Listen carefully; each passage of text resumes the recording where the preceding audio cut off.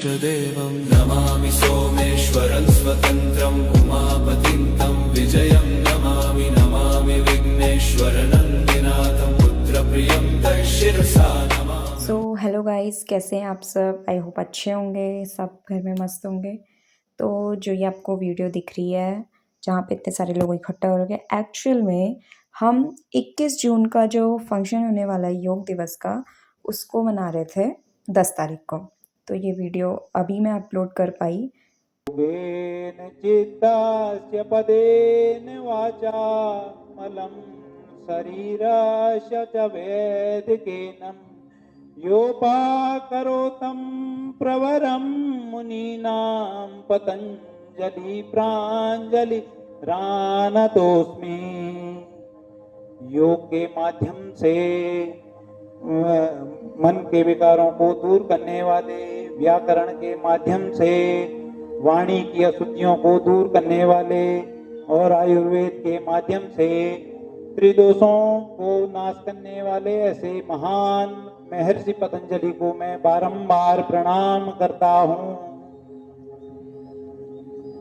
धीरे धीरे आप सभी लोग अपने स्थानों पर खड़े हों और सर्वप्रथम हम कुछ सूक्ष्म जो प्रोटोकॉल हैं उनके हिसाब से इस योग सत्र का हम संचालन करेंगे। तो सर्वप्रथम सभी लोग स्ट्रेट सीधे खड़े हों, अपने दोनों पैरों में करीब 4 इंची का गैप रखें और दोनों हाथों को अपने कमर पर रखें। धीरे धीरे जो हमारे योग अनुदेशिकाएं सामने मंच पर हैं, आप उनको देखकर भी इस सत्र को लाभ ले सकते हैं। तो धीरे धीरे अब हम चालन क्रियाओं से इस सत्र का प्रारंभ करेंगे।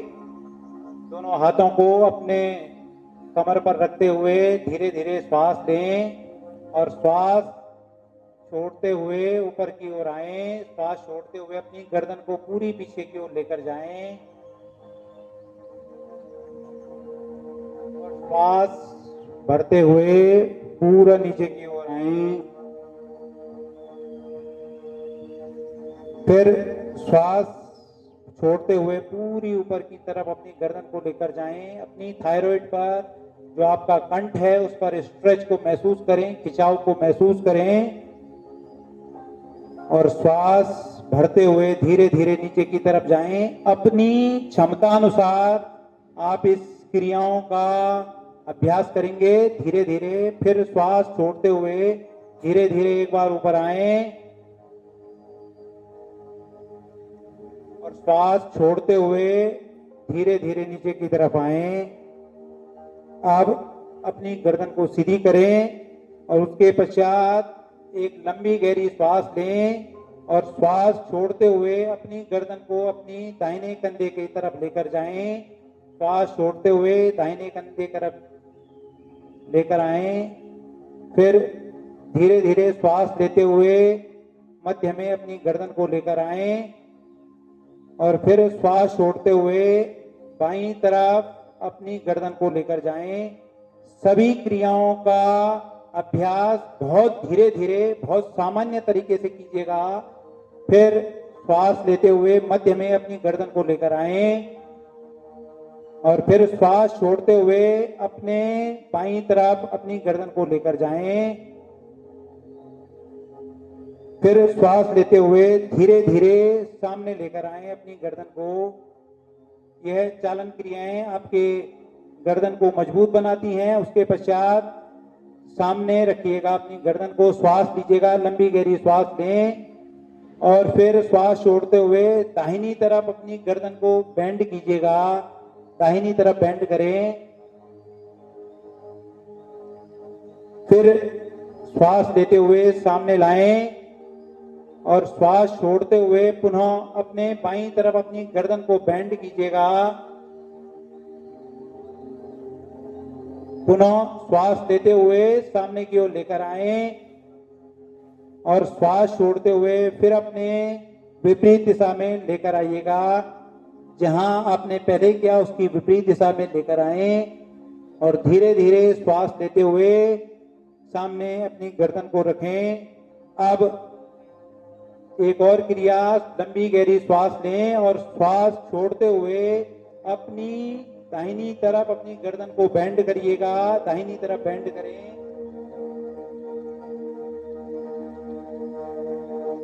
पुनः श्वास लें और श्वास छोड़ते हुए धीरे धीरे अपने बाईं तरफ अपनी गर्दन को लेकर जाएं। अब नेक्स्ट क्रिया, धीरे धीरे सामने लेकर आए, अपनी गर्दन को सामने लेकर आए और अब ग्रीवा को गोल गोल घुमाइएगा। श्वास लेते हुए नीचे से ऊपर की तरफ लेकर जाएं। क्लॉकवाइज डायरेक्शन में अपनी गर्दन को घुमाइएगा श्वास लेते हुए और श्वास छोड़ते हुए आगे की ओर लेकर आए। तो क्लॉकवाइज रोटेशन कीजिएगा 2 राउंड और 2 राउंड एंटी क्लॉक डायरेक्शन में अपनी गर्दन को घुमाइएगा। अपनी क्षमता अनुसार जितना आप कर सकें उतना करने का प्रयास कीजिएगा और जब आपकी क्रिया पूर्ण हो तो अपनी गर्दन को सीधे रखिएगा, स्ट्रेट कर दीजिएगा।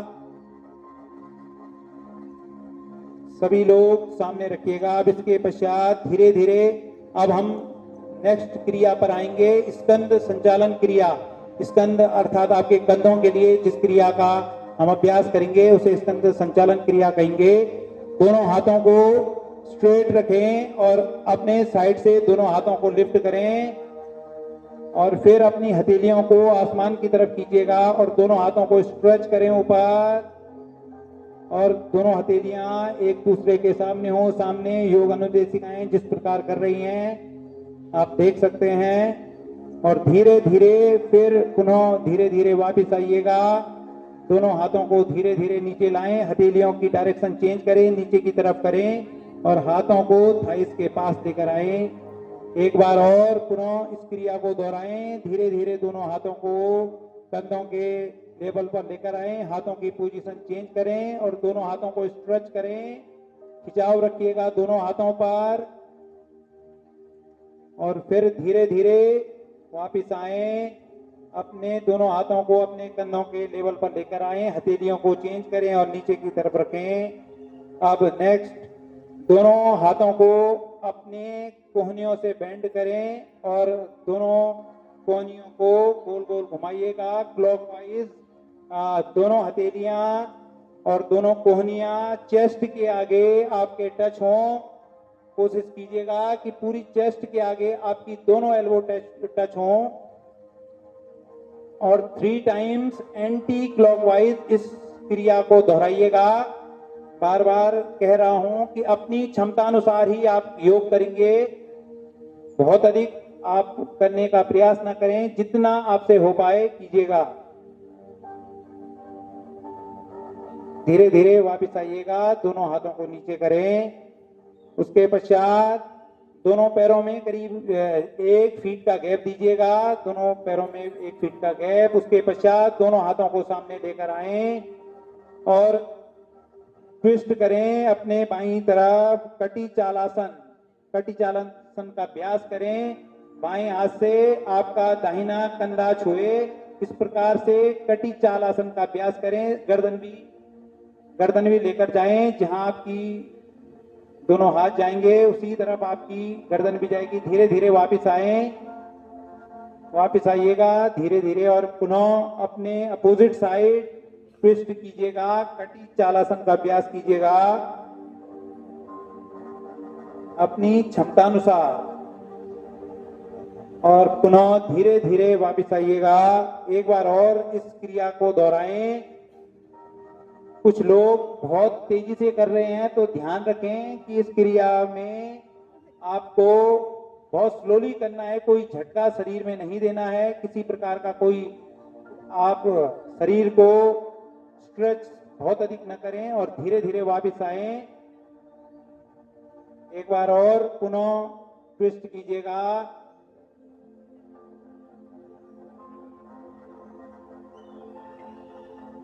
और धीरे धीरे वापस आए। कटी चालासन के पश्चात अब दोनों हाथों को नीचे लाएं और सेम गैप रखिएगा। घुटना संचालन क्रिया, चेयर पोज जिसे हम योग की भाषा में कहते हैं, तो दोनों हाथों को स्ट्रेच करें, आगे की ओर लाएं और धीरे धीरे अपनी क्षमता अनुसार धीरे धीरे घुटनों को बेंड करें। घुटना संचालन क्रिया, थोड़ा सा घुटनों पर दबाव बढ़ेगा और पुनः वापस आइएगा। बहुत धीरे धीरे प्रत्येक क्रिया का अभ्यास करें। एक बार और दोनों हाथों को स्ट्रेच करें आगे की ओर और पुनः दोनों घुटनों को बेंड कीजिएगा। घुटना संचालन क्रिया को कहते हैं। आर्थराइटिस जिनको है वह इस क्रिया का अभ्यास नहीं करेंगे, बाकी सामान्य जन पुनः वापस आए। अब रिलीज, दोनों हाथों को नीचे कीजिएगा। उसके पश्चात अब हम कुछ आसनों की सीरीज को शुरू करेंगे। दोनों पैरों में थोड़ा सा और कम गैप करें, 4 इंची का गैप दोनों पैरों में हो। अब हम सर्वप्रथम ताड़ासन का अभ्यास करेंगे। दोनों हाथों को आगे लाएं, स्ट्रेच करें, दोनों हाथों को लॉक करिएगा, इंटरलॉक करें और इंटरलॉक करके दोनों हाथों को सिर के पीछे लेकर जाने का प्रयास करें। धीरे धीरे अपनी एड़ियों को उठाइएगा और अपने पंजों के बल, टो के बल स्थिर होकर खड़े हों अपनी क्षमता अनुसार, क्योंकि योग में कहा गया है कि स्थिर सुखम आसनम, यह पतंजलि योग सूत्र के साधन पात्र में कहा गया है। धीरे धीरे वापिस आए, धीरे धीरे दोनों हाथों को सामने लाएं, लॉक खोलें और पुनः वापिस आए। एक बार और पुनः दोनों हाथों को लॉक कीजिएगा, इंटरलॉक करें और स्ट्रेच करें और पूरी ऊपर की तरफ दोनों हाथों को खिंचाव दें। अब अपनी एड़ियों को उठाएं, दोनों टो के बल खड़े हों। स्थिरता पूर्वक सुख का अनुभव करना ही आसन कहलाता है। तो आप आसनों की सीरीज में हैं तो स्थिरता होनी बहुत जरूरी है। और धीरे धीरे पुनः वापस आए, दोनों हाथों को सामने लाएं, इंटरलॉक को खोलें और दोनों हाथों को फ्री छोड़िएगा। उसके पश्चात नेक्स्ट जो आसन है थोड़ा सा कठिन आसन है, लेकिन अगर आप कोशिश करेंगे तो हो पाएगा। वृक्षासन। वृक्षासन, दोनों पैरों में सेम गैप रखिएगा, बाएं पैर को बेंड कीजिएगा और दाहिनी थाइस के पास लेकर आने का प्रयास करें। एकाग्रता, अगर आपको अपने मस्तिष्क में अगर आपको एकाग्रता चाहिए, किसी वस्तु पर आपको एकाग्र होना है तो वृक्षासन का अभ्यास करें। दोनों हाथों को नमस्कार मुद्रा में लाएं और अपनी क्षमता अनुसार, बार बार यही कहा जाता है योग में कि जितना आपसे हो पाए उतना आप करने का प्रयास कीजिएगा। और धीरे धीरे बाएं पैर को धीरे धीरे छोड़िएगा और उसके पश्चात 1-2 सांसें सामान्य लीजिएगा और पुनः अपने दाहिने पैर से इस क्रिया का पुनः अभ्यास करें। दाहिने पैर को बेंड कीजिएगा और दाहिने पैर को बेंड करके बाईं थाइस के पास लेकर आएं और दोनों हाथों को स्ट्रेच करें और जितना आपसे हो पाए उतना करें। श्वास और प्रश्वास का क्रम सामान्य रहे और धीरे धीरे वापिस आइएगा। अब थोड़ा सा दोनों पैरों में 4 इंची का फिर से गैप कीजिएगा। नेक्स्ट आसन हम कर रहे हैं पाद हस्तासन। तो पाद हस्तासन के लिए आप सभी लोग तैयार हों। दोनों हाथों को सामने लाएं और श्वास भरते हुए दोनों हाथों को पीछे की ओर लेकर जाएं। इनहेल के साथ दोनों हाथों को पीछे की ओर लेकर जाएं और एक्सहेल के साथ धीरे धीरे, प्रश्वास के साथ धीरे धीरे आगे की ओर झुकने का प्रयास करें। जितना आपसे हो सके उतना करें, क्योंकि व्यायाम और योग में बहुत अंतर होता है। अगर आप जबरदस्ती करेंगे तो आप योग नहीं, आप व्यायाम कर रहे होंगे, एक्सरसाइज कर रहे होंगे, तो आप योग कर रहे हैं। तो अपनी क्षमता अनुसार ही इन क्रियाओं का अभ्यास कीजिएगा। धीरे धीरे वापिस आए। एक बार और पुनः दोनों हाथों को श्वास लेते हुए पीछे की ओर लेकर जाएं और श्वास छोड़ते हुए पुनः एक्सहेल के साथ, प्रश्वास के साथ धीरे धीरे नीचे की तरफ आइएगा और अपने दोनों घुटनों को स्ट्रेट रखिएगा, सीधे रखिएगा, किसी भी प्रकार से आपके घुटने बेंड न हो और धीरे धीरे वापिस आए। अब दोनों हाथों को थाइस के पास रखें, कुछ सांसों को सामान्य करें, रिलैक्स हों। 1-2 सांसें लंबी गहरी कीजिएगा। नेक्स्ट आसन है अर्ध चक्रासन। इस अर्ध चक्रासन के आसन में हल्की सी चक्कर की अनुभूति हो सकती है, तो ध्यान दीजिएगा। एक तो आप लोगों को आंखें खुली हुई रखनी है, और जब आप अर्ध चक्रासन का अभ्यास करेंगे तो अपनी पैरों की उंगलियों को मूव करते रहिएगा। इसमें पिट्यूटरी जो हमारे माइंड में जो ग्लैंड होती है वो खिंचती है, तो उसकी वजह से हल्की सी चक्कर का अनुभूति होने लगती है, तो ध्यान दीजिएगा। दोनों हाथों को कमर पर रखें, कमर पर सपोर्ट दें दोनों हाथों से, और श्वास लेते हुए धीरे धीरे पीछे की ओर जाइएगा अपनी क्षमता अनुसार। और पैरों की उंगलियों पर ध्यान दें कि पैरों की उंगलियां भी आपको मूव करनी है, तो पैरों की उंगलियों को भी मूव करते रहिएगा और धीरे धीरे वापस आएं। एक दो सांसें फिर सामान्य कीजिएगा। पुनः इसी क्रम को दोहराइएगा। श्वास लेते हुए पुनः पीछे की तरफ जाएं और पैरों की उंगलियों को और आंखों पर ध्यान दें कि आंखें आपकी बंद नहीं होनी चाहिए, आंखें खुली हुई रखिएगा। पैरों की उंगलियों को मूव करते रहिएगा और धीरे धीरे वापस आएं। यह आसन हमारी स्पाइनल कॉर्ड को मजबूत करने के लिए बहुत अच्छा आसन माना जाता है। धीरे धीरे वापस आएं। अब हम नेक्स्ट आसन करेंगे त्रिकोणासन। त्रिकोणासन के लिए अपने पैरों में करीब 1 से 1.5 फीट का गैप कीजिएगा। एक से साइड में आप लोग हो जाइएगा। जिस प्रकार से हमारे मंच पर जो योग अनुदेशिकाएं हैं वे साइड में हो रही हैं, उसी प्रकार आप साइड में होइएगा। और आप साइड में होकर 1 से 1.5 फीट का गैप दीजिएगा। बाईं पैर को बाईं तरफ बेंड कीजिएगा। बाएं पैर को बाईं तरफ बेंड करें। दोनों हाथों को कंधों के लेवल पर लेकर आएं और श्वास लेते हुए पूरी बाईं तरफ बेंड कीजिएगा और दाहिने हाथ को देखने का प्रयास करें। योग में कहा गया है कि प्रयत्न शैथिल्य समापत्ति भ्यामा, अर्थात आसन करते समय शरीर में अनावश्यक तनाव नहीं होना चाहिए, तो जितना आपसे हो सके उतना कीजिएगा। धीरे धीरे वापस आएं। पुनः अब अपने दाहिनी तरफ धीरे धीरे श्वास लेते हुए पूरा बेंड कीजिएगा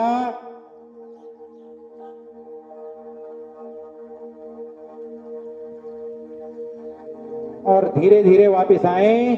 साइड में अगर आपको चर्बी महसूस होती है तो उस चर्बी को समाप्त करने के लिए इस आसन का अभ्यास किया जाता है। एक बार और इस त्रिकोणासन का अभ्यास कीजिएगा। दोनों हाथों को फिर कंधों के लेवल पर लेकर आएं। पूरी बाईं तरफ श्वास लेते हुए बेंड करें और दाहिने हाथ के अंगूठे को देखने का प्रयास कीजिएगा और धीरे धीरे वापस आएं। एक बार और पुनः दाहिनी तरफ श्वास लेते हुए पूरा बेंड कीजिएगा। जितना हो सकेगा, जितना पॉसिबल होगा उतना करने का प्रयास करें और धीरे धीरे अब वापस आइएगा और सामने की ओर अपने फेस को करें, सामने की ओर आएं। अब धीरे धीरे अपने स्थानों पर बैठिएगा। धीरे धीरे बैठें। आप लोग जिस प्रकार से निर्देशिकाएं बैठ रही हैं आप लोग बैठने, और अब उसके पश्चात धीरे धीरे दोनों पैरों को सीधे करें। दंडासन की अवस्था में आ जाएं। स्ट्रेट अपने पैरों को कीजिएगा। दोनों हाथों को अपने कमर के आसपास रखें और नेक्स्ट जो आसन हम कर रहे हैं भद्रासन। भद्रासन बटरफ्लाई आप लोगों ने सुनी होगी कि बटरफ्लाई किस प्रकार की जाती है। अब दोनों पैरों के तलवों को आपस में मिलाएं, दोनों पैरों को बेंड करें और दोनों तलवों को आपस में मिलाएं। तो भद्रासन हम कर रहे हैं और अब हमको इसमें मूव नहीं करना है, केवल हमको रोक के रखना है। स्ट्रेट अपनी बैक को कीजिएगा, कमर को अपनी स्ट्रेट रखें। 90 डिग्री एंगल पर आपकी स्पाइनल कॉर्ड हो, रीढ़ की हड्डी 90 डिग्री एंगल पर हो, स्ट्रेट हो और श्वास और प्रश्वास का क्रम सामान्य रहे, क्योंकि बार बार यही कहा जाता है योग में कि स्थिर सुखम आसनम। स्थिरता पूर्वक अगर आप सुख का अनुभव कर रहे हैं तो वही आसन है, और अगर आप इस पोज में बैठकर सुख ले रहे हैं तो वही आसन है, वही बड़ा आसन माना जाएगा। तो सुख का अनुभव आपको होना चाहिए, स्थिरता आपके आसनों में होनी चाहिए। कमर को स्ट्रेट कीजिएगा। अगर हम आगे की ओर कमर झुकाएंगे तो इससे शरीर को नुकसान होगा। अब धीरे धीरे इस आसन से अपनी पोस्चर को हटाएं और धीरे धीरे अपने दोनों पैरों को सीधे करें। और अब धीरे धीरे वज्रासन को कुछ समय हम धारण करेंगे, कुछ समय हम वज्रासन में रहेंगे। उसके पश्चात धीरे धीरे अब हम घुटनों के बल खड़े होंगे, अर्ध उष्ट्रासन का अभ्यास करेंगे। घुटनों के बल खड़े हों, सामने योग अनुदेशिकाएं जिस प्रकार कर रही हैं, तो आप देखें कि दोनों घुटनों के बीच में 4 से 6 इंच का गैप रखिएगा। और यह भी बैकवर्ड बेंडिंग का आसन है, तो ध्यान रखें कि आपकी आंखें बंद नहीं होनी चाहिए। बैकवर्ड बेंडिंग के आसनों में आंखें हमेशा खुली रखें। दोनों हाथों को अपनी कमर पर सपोर्ट दें और पीछे की तरफ जाइएगा। अपनी क्षमता अनुसार श्वास लेते हुए पीछे की तरफ जाएं और स्ट्रेच को महसूस करें, खिंचाव को महसूस करें कि अगर आपको थायराइड की समस्या है तो यह आसन आपके लिए रामबाण है। तो धीरे धीरे वापस आए। हो सकता है कि बहुत अधिक आपसे न हो, लेकिन आपको कोशिश करनी है। एक बार और पुनः इस आसन का अभ्यास करें। श्वास लेते हुए पीछे की तरफ जाएं और स्ट्रेच को महसूस करें। पूरा आपका पेट भी स्ट्रेच होगा, खिंचाव आएगा और धीरे धीरे वापस आइएगा। तो अब धीरे धीरे बैठें, वज्रासन में बैठिएगा और कुछ देर शांत अपनी ब्रेथ को करें, अपनी सांसों को सामान्य करें, क्योंकि कुछ सांसें तेज हुई होंगी। तो अर्ध उष्ट्रासन के समय बहुत धीरे धीरे अपनी सांसों को शांत कीजिएगा। बहुत संयमित तरीके से आपकी श्वास और प्रश्वास का क्रम होना चाहिए। अब धीरे धीरे अगर आपकी सांसें सामान्य हो चुकी हैं तो पुनः एक बार और घुटनों के बल खड़े हों। एक बार और घुटनों के बल खड़े होइएगा। पूर्ण उष्ट्रासन करेंगे, लेकिन अपनी क्षमता अनुसार। पूर्ण उष्ट्रासन आपको ठीक उसी प्रकार अब बाएं हाथ से बाईं हील को पकड़ने का प्रयास करें और दाहिने हाथ से दाहिनी हील को पकड़ने का प्रयास करें।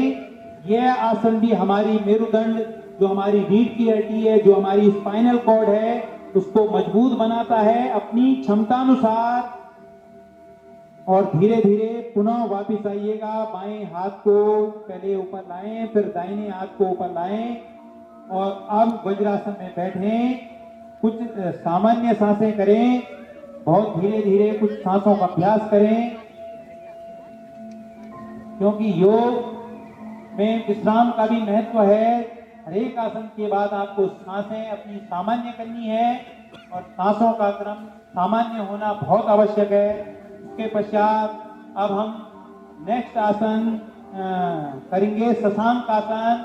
तो शशांक आसन या शशकासन भी इस आसन को कहा जाता है। दोनों पैरों को मिला के रखें, दोनों हाथों को श्वास लेते हुए ऊपर की तरफ लेकर आएं, श्वास लेते हुए ऊपर की तरफ लाएं दोनों हाथों को, और श्वास छोड़ते हुए धीरे धीरे आगे की तरफ आएं। अपने फोरहेड को ग्राउंड की तरफ लेकर आने का प्रयास करें। फोरहेड ग्राउंड पर टच हो और यह रिलैक्सिंग आसन माना जाता है। अगर आपका शरीर थकान में है या किसी भी प्रकार का आपके शरीर पर तनाव है तो शशांक आसन का अभ्यास आपके लिए बहुत बेहतर माना जाता है। तो धीरे धीरे वापिस आइएगा।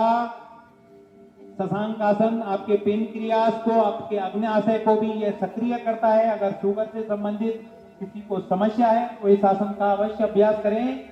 एक बार और श्वास लेते हुए दोनों हाथों को ऊपर लेकर आएं और एक्सेल के साथ, प्रश्वास के साथ धीरे धीरे आगे की ओर लेकर आएं। और अब इस पोस्चर को होल्ड कीजिएगा। यह पोस्चर शशकासन या शशांक आसन, खरगोश की जो आकृति होती है वह इस आसन के नाम से बनी है। अब धीरे धीरे वापस आएं और बहुत धीरे धीरे वज्रासन में बैठिएगा। अब वज्रासन में पुनः कुछ सांसों को सामान्य करें। एक दो डीप ब्रीदिंग करें, लंबी गहरी श्वास लें और पुनः एक्सेल करें। तो श्वास और प्रश्वास के साथ ही सभी आसनों का अगर अभ्यास हम करें तो हमें और अधिक फायदे हो सकते हैं। नेक्स्ट हम आसन कर रहे हैं उत्तान मंडूक आसन। उत्तान मंडूक आसन के लिए आपको वज्रासन में बैठकर, जो हम बैठे हुए हैं, तो दोनों पैरों में गैप दीजिएगा। दोनों पैरों में जितना हो सकेगा अपनी क्षमता अनुसार गैप दीजिएगा। उसके पश्चात बाएं हाथ को सीधे ऊपर लेकर आए और दाहिने कंधे को पकड़ने का प्रयास करें और उसके पश्चात दाहिने हाथ को लेकर आए और बाएं कंधे को पकड़ने का प्रयास करें। उत्तान मंडूकासन, यह हमारी चेस्ट, जो हमारी छाती है, जिसके अंदर हमारे फेफड़े हैं, उनको फैलाने का काम करता है। फेफड़ों की कार्य क्षमता को यह आसन बढ़ाता है। तो अगर श्वासों से संबंधित आपको दिक्कतें हैं, फेफड़ों से संबंधित आपको दिक्कतें हैं, तो उत्तान मंडूकासन आपके लिए रामबाण हो सकता है। प्रत्येक आसन का अभ्यास अपनी क्षमतानुसार अवश्य करें। बहुत अधिक करने का प्रयास न करें, अन्यथा आपको ही तकलीफ होगी। धीरे धीरे वापस आए और दोनों हाथों को अपने थाइस के ऊपर रखें। पुनः दोनों पैरों को मिलाएं और शांत भाव से पुनः कुछ सांसों को सामान्य करने का प्रयास करें। जो भी सांसें आसनों के दौरान तेज हुई होंगी, उन सांसों को धीरे धीरे बहुत सामान्य करें। हो सकता है कि कुछ लोगों को वज्रासन में बैठने में दिक्कत हो, तो अपनी क्षमतानुसार, जैसे बार बार यही रिपीट किया जा रहा है कि अपनी क्षमतानुसार ही प्रत्येक आसन का अभ्यास कीजिएगा। अब वज्रासन को त्यागें और दंडासन की अवस्था में आए। जैसे हमारी योग अनुदेशिकाएं दोनों हाथों को बाईं तरफ लेकर आ रही हैं और उसके पश्चात दोनों हाथों को कमर के अगल बगल रख रही हैं और स्ट्रेट अपने दोनों पैरों को कर रही हैं। उसी प्रकार से दंडासन का अभ्यास आप कर रहे हैं। अब नेक्स्ट हम अपनी स्पाइनल कॉर्ड को, जो हमारी मेरुदंड है, उसको मजबूत बनाने के लिए हम एक आसन का अभ्यास करेंगे, वक्रासन। तो अपने बाएं पैर को बेंड करें और फिर पुनः ट्विस्ट करने का प्रयास करें। जितना आपसे हो पाए अपनी क्षमतानुसार महसूस करें कि आपकी स्पाइनल कॉर्ड या कमर से संबंधित या सर्वाइकल से संबंधित अगर कोई समस्या है, तो अगर आप इस आसन का बार बार अभ्यास करेंगे तो अवश्य ही आपको लाभ होगा। अब धीरे धीरे वापस आए और दोनों पैरों को स्ट्रेट करें। थोड़ा सा दोनों पैरों में गैप करें, थोड़ा सा दोनों पैरों में गैप करें। दोनों हाथों को साइड में रखें और अपनी गर्दन को पीछे की ओर लटका दें। रिलैक्स करें, पूरी तरह से आराम करें।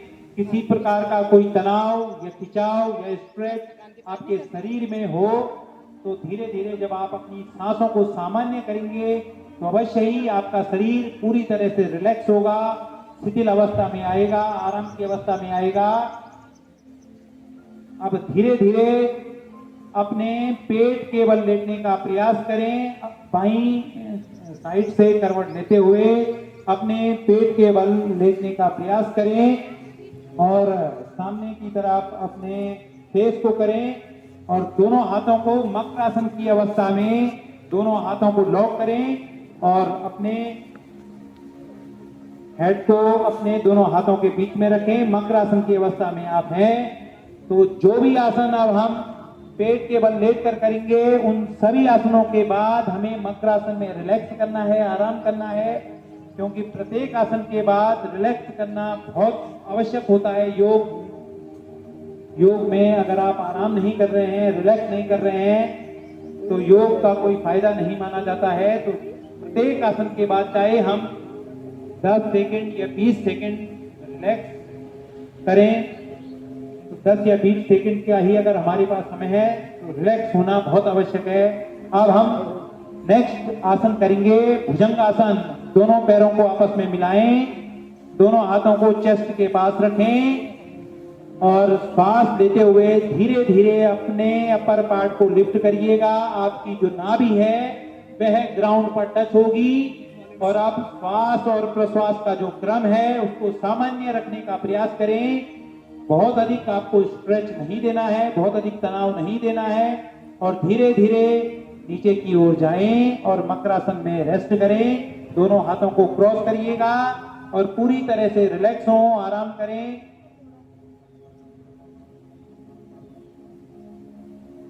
महसूस किया होगा आपने कि आपका पेट, आपका थायराइड जो ग्लैंड है वो पूरी तरह से खिंची होगी। एक बार और भुजंगासन का अभ्यास करेंगे। दोनों हाथों को चेस्ट के अगल बगल रखें और पुनः श्वास लेते हुए अपर पार्ट को लिफ्ट करें।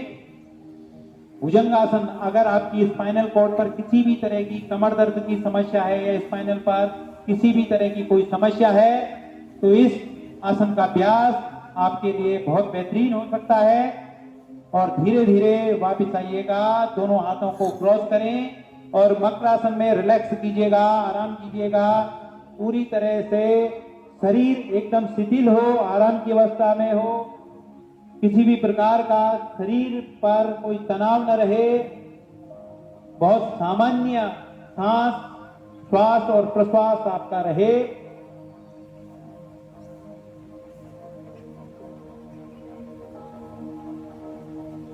अब जो हम नेक्स्ट आसन का अभ्यास करेंगे, सलभ आसन। दोनों हाथों को अब धीरे धीरे अपनी थाइस के नीचे लेकर जाएं। मुट्ठी बनाकर दोनों हाथों को थाइस के नीचे लेकर जाएं।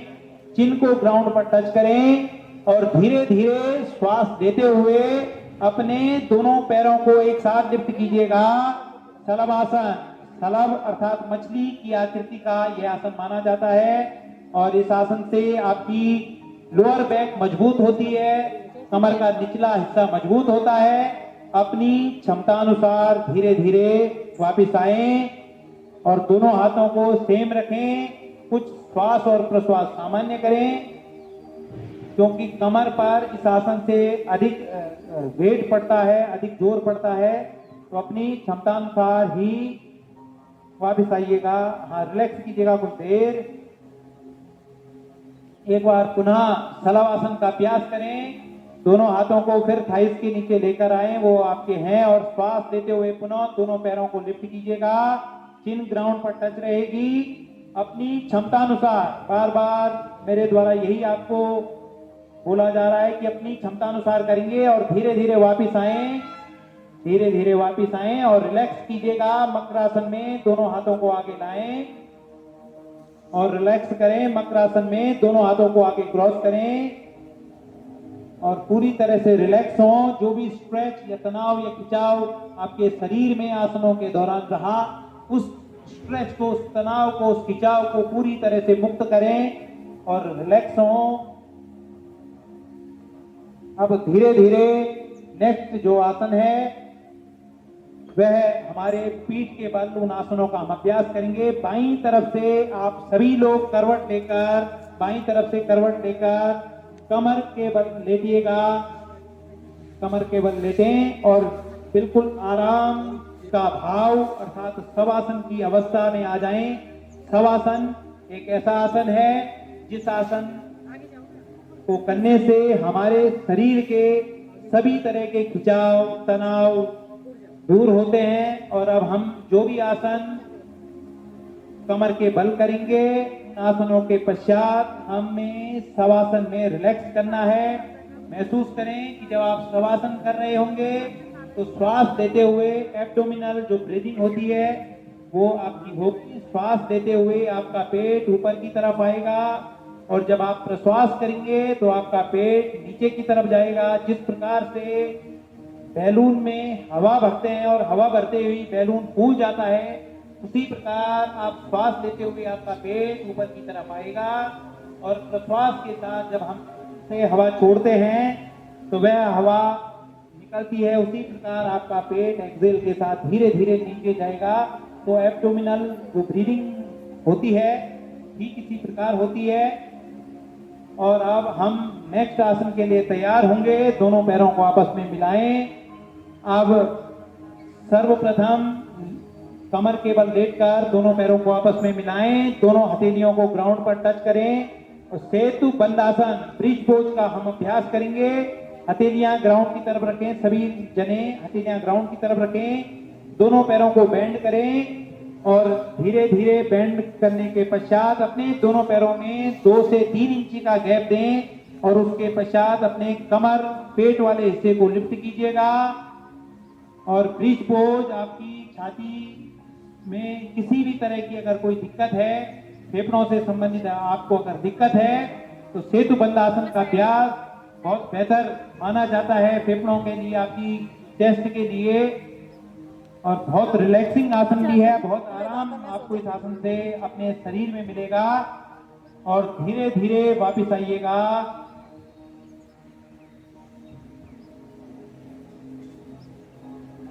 एक बार और पुनः कर सकते हैं, एक बार और पुनः धीरे धीरे अपने पेट वाले हिस्से को लिफ्ट करें, सेतु बंद आसन ब्रिज पोज का अभ्यास करें और श्वास और प्रश्वास पर भी ध्यान दें कि श्वास और प्रश्वास बहुत सामान्य हो, किसी भी प्रकार की आपकी सांसों में तेजी न हो, किसी भी प्रकार का शरीर में तनाव न हो, और धीरे धीरे वापस आएं और आप रिलैक्स करेंगे।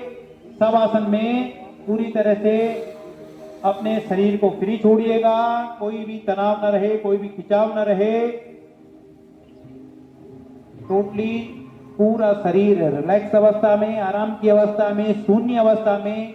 शून्य अवस्था का मतलब होता है कि आपके अपने शरीर को यह लगना चाहिए कि वो शून्य है, किसी भी प्रकार का आपके शरीर में कोई भार नहीं है, कोई तनाव नहीं है, कोई खिंचाव नहीं है, पूरी तरह से सामान्य श्वास और प्रश्वास कीजिएगा। अब हम नेक्स्ट आसन का अभ्यास करेंगे, उत्तान पाद आसन। दोनों पैरों को आपस में मिलाएं, पास लाइएगा, दोनों हथेलियां ग्राउंड की तरफ हों। थोड़ा सा यह टफ आसन माना जाता है, तो अगर आपसे नहीं हो पाएगा तो बहुत अधिक करने का प्रयास आपको नहीं करना है, अपनी क्षमता अनुसार। पहले ही बता रहा हूं कि थोड़ा कठिन आसन है। अब धीरे धीरे दोनों पैरों को 30 डिग्री एंगल पर लिफ्ट कीजिएगा और अपनी क्षमता अनुसार होल्ड करिएगा और धीरे धीरे वापस आएं। महसूस करें कि इस आसन के द्वारा आपके पेट पर बहुत अधिक तनाव बना होगा, बहुत अधिक खिंचाव बना होगा। धीरे धीरे जो लोग आसन कर रहे हैं वे भी अब रिलैक्स करें। अगर पेट से संबंधित या पेट आपका बढ़ा हुआ है या पाचन से संबंधित आपको समस्याएं हैं तो इस आसन का आप अवश्य अभ्यास करें। धीरे धीरे भाई भंडारी जी पैर नीचे करिएगा और रिलैक्स कीजिएगा।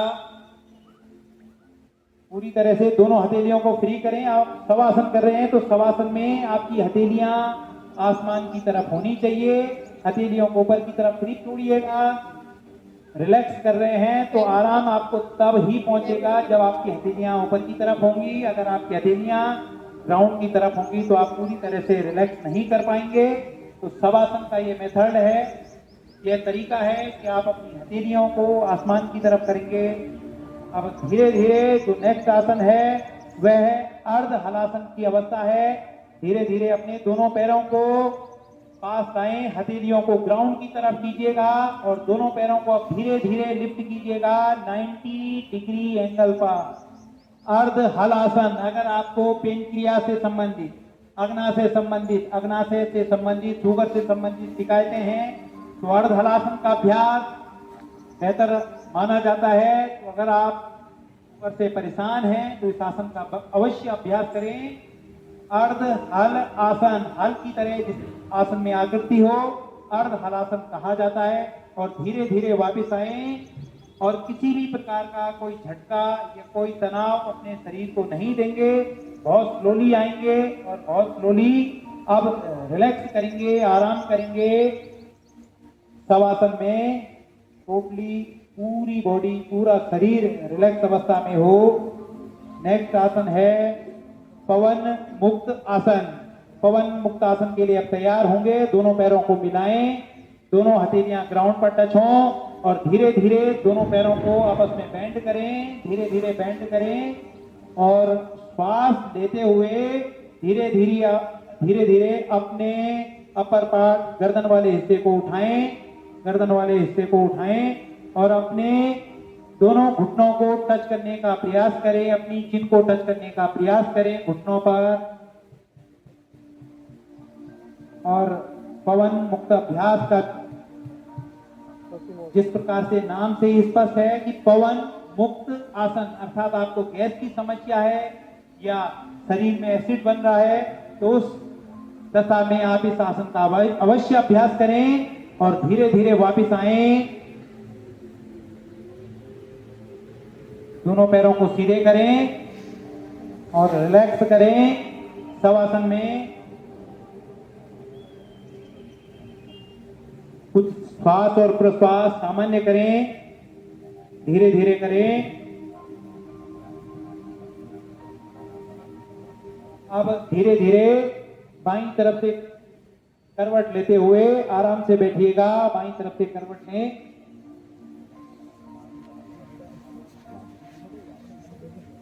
और अब स्ट्रेट बैठिएगा। अब नेक्स्ट हम लोगों ने कपालभाति का नाम सुना होगा, तो कपालभाति क्रिया का अभ्यास करेंगे। दोनों हाथों पर ज्ञान मुद्रा बना दीजिएगा। अपनी फर्स्ट फिंगर को अपने अंगूठे पर टच करके इस प्रकार से अपने घुटनों के ऊपर रखें और कपालभाति का अभ्यास करना है। केवल आपको प्रश्वास करना है, एक्सहेल करना है। और जब आप एक्सहेल करेंगे तो आपका पेट अंदर की तरफ जाएगा। आपने केवल प्रश्वास को, एक्सहेल को फोकस करना है। तो कपालभाति करें।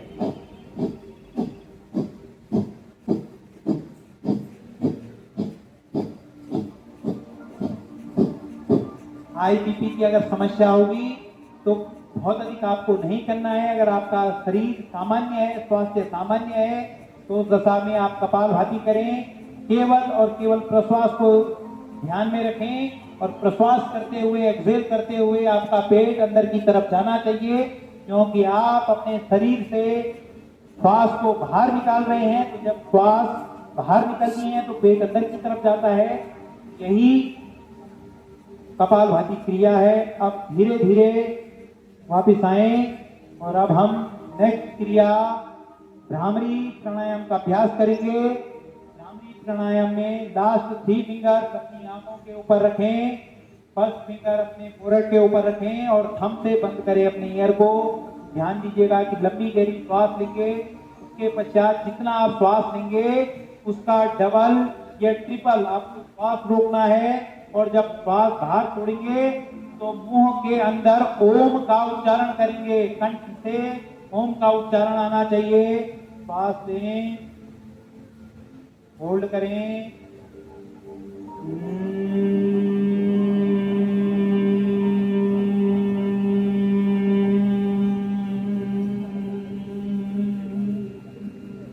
पुनः एक बार और श्वास लीजिएगा। लंबी गहरी श्वास लें और जितना लिया उसका कम से कम डबल या ट्रिपल आपको होल्ड करना है। प्राणायाम का मतलब होता है कि सांसों को अधिक से अधिक अपने शरीर के अंदर रोकना।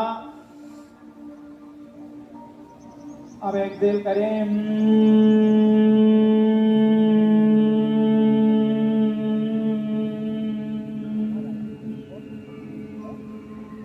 लास्ट टाइम एक बार और भ्रामरी प्राणायाम का अभ्यास करें। श्वास लें,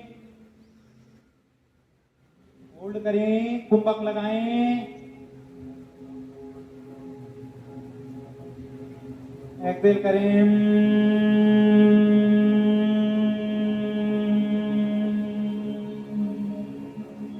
अब रिलीज। अब दोनों हाथों को घुटनों के ऊपर रखें और अंत में शांति पाठ का अभ्यास करेंगे। सभी लोग शांत भाव से बैठें, आंखें बंद कीजिएगा, कमर गर्दन सीधी रखिएगा। ओम सर्वे भवन्तु सुखिनः, सर्वे सन्तु निरामया, सर्वे भद्राणि पश्यन्तु, मा कश्चित् दुःखभाग् भवेत्। ओम शांतिः शांतिः शांतिः।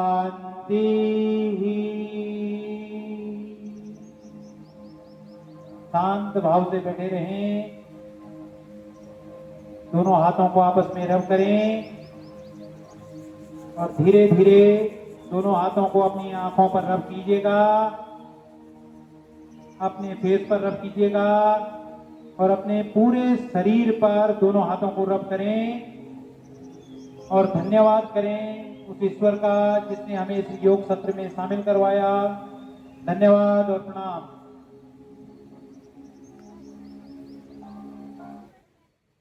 और अंत में हम सभी लोग गायत्री मंत्र का भी उच्चारण करेंगे। सभी लोग शांत बैठें।